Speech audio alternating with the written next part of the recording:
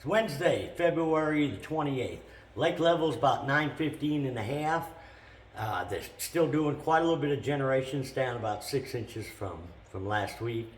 Water temperatures anywhere from 45 to about, I found 52, 53 today up to Kings.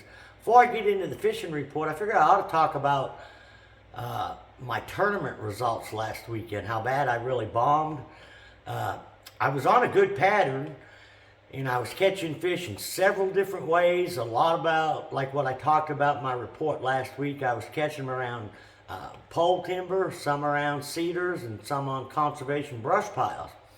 I was catching them multiple different ways, but my three main baits was an Alabama rig, a mixed stick jerk bait, and a Big Bites Pro swimmer, like a 2.8 little swim bait. And I had enough places over the, scattered out throughout the lake. I really felt confident going into the tournament. I actually made sure my scales were working right, and I had all my cullen right buoys, my cull buoys ready to go, and balance beam.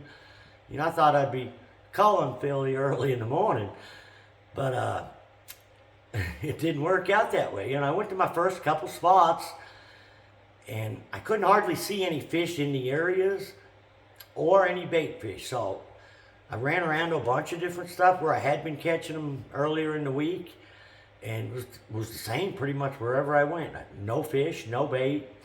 So, I thought it was a lot of a timing deal, which Table Rock really is. It's a lot of times it's being at the right place at the right time. So I ran some of the areas again.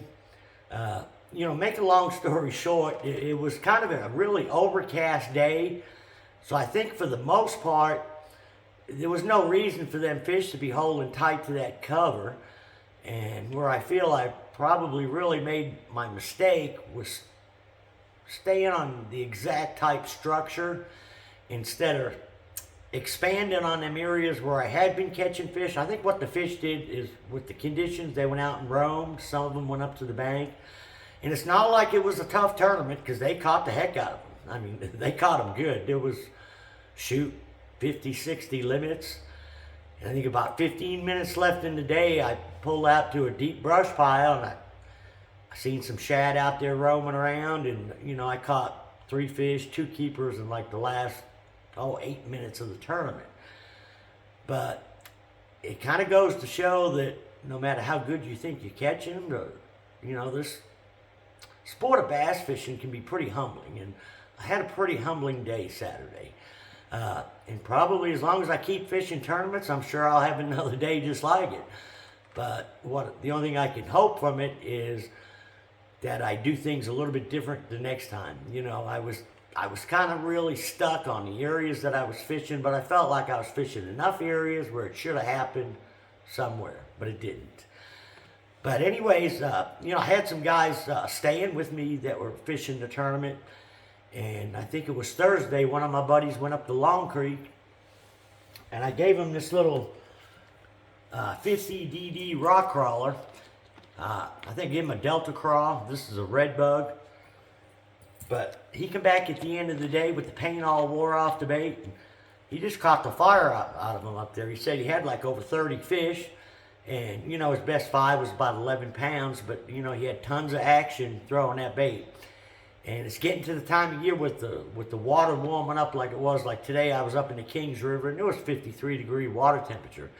There's a lot of different baits that'll work.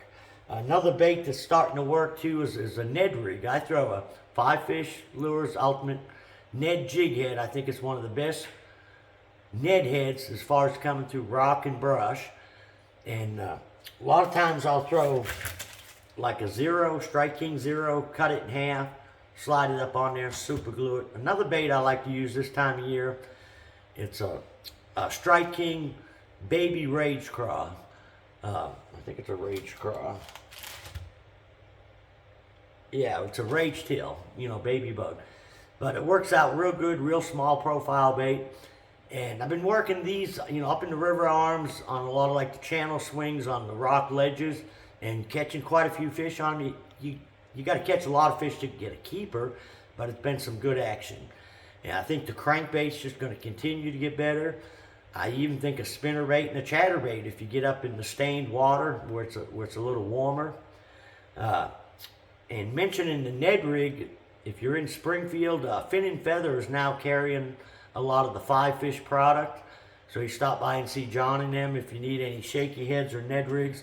Also, if you're a guy that builds your own jigs, spinnerbaits, Fin and Feather has probably got the best selection as far as do-it molds, all the hooks for building your own jigs, the skirts, pretty much everything that you need he's got right there if you're a guy that likes to build your own baits. You know, he's got a large selection of do-it molds there as well. But, you know, fishing's just going to continue to get better and better. My hat's off to all the guys that did well in the tournament. You know, and I think another thing where I got kind of stuck on fishing offshore and fishing structure, it was the type day where I know a lot of the guys just tied on that crankbait and Alabama rig and literally covered water. You know, it was an overcast day. It was a warm day. You know, fish were moving up shallow. They were, you know, caught along the sides of the docks. So I think sometimes we tend to overthink it. I know I did Saturday. You know, I thought, you know, the fish live here. All I got to do is wait them out and, you know, change the areas a little bit, but it never did happen. So I hope that that'll help some of you. Just try to keep an open mind. I had my mind a little too facing one way. So till next week, good luck, good fishing.